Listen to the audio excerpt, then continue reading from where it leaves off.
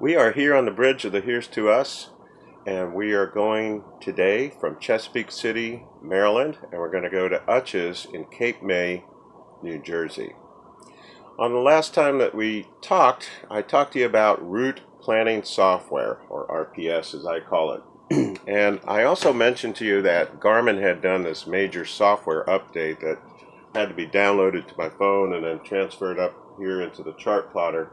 And so I thought, well, I'll give the auto guidance another shot because Garmin talks about it in auto guidance and Navionics talks about automatic routing, so a little bit different terminology. So when I talk about auto guidance, I'm going to be referencing what this machine does when I say go from here, go to Utsch's. So if you could zoom in here and see, here is the route, here is where we are.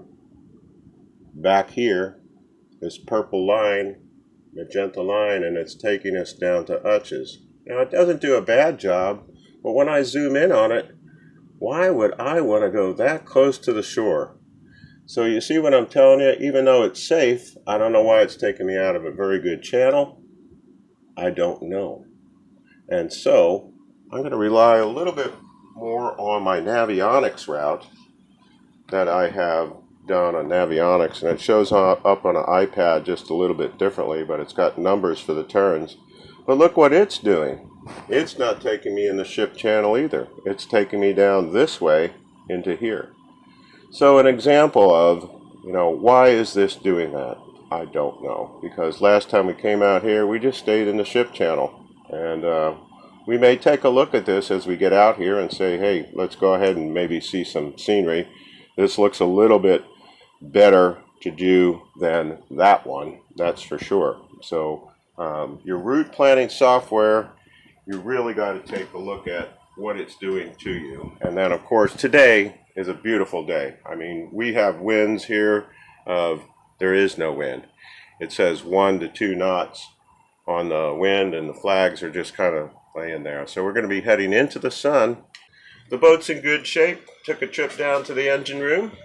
Already have discussed the lines with Rev. We've got this great stern-in area here that we had. Last night we had rain. Forgot to close one of the windows. So a little bit of the carpet got wet, but it will dry out because it's going to be a beautiful, bright, sunshiny day. So I've discussed the lines, and looks like pretty easy. We're on a starboard tie here. So we're going to be cranking up the engines, taking what I do is I generally take the power off the boat, shore power off the boat. We'll start the engines, let them warm up, and do some of my checks up here with my checklist. And we'll be on headset at that time, and Rev and I will be coordinating a lot of different things as we go, just to make sure that we are on the same page as we get up early in the morning here. So, what do you say we get going? Let's head on to Utsch's. We do also, one of the things that we have done down in the cabin is Rev has secured everything, because last time we went through here we got waked by some big cargo ship. I wasn't expecting it, and it was actually a bow wave that hit us. I was looking for waves off the back of the boat, and then all of a sudden I saw this huge bow wave that came off, and it was too late to do anything. It's basically sound the bell and all hands try to grab stuff. So Rev, you got everything set down there, right? Yep. Okay. One last thing is another tool that I use. This is called Passage Weather. And what I have done is, it's a website you can go to. It's free. They'll ask you for a donation. If you can donate, go ahead. But here it's going to give you my surface winds, where they're coming from. It looks like we're going to have a little bit of a tailwind, maybe 5 miles per hour, which is a good thing. And then it will also give you the surface pressure. Not much use there for most people.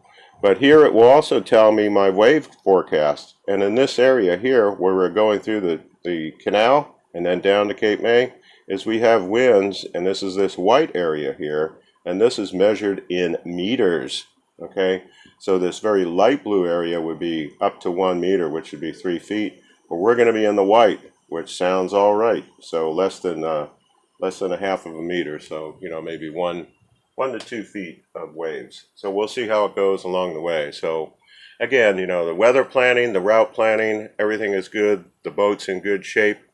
We don't have anything to worry about, and I say it's ready to untie the lines and go.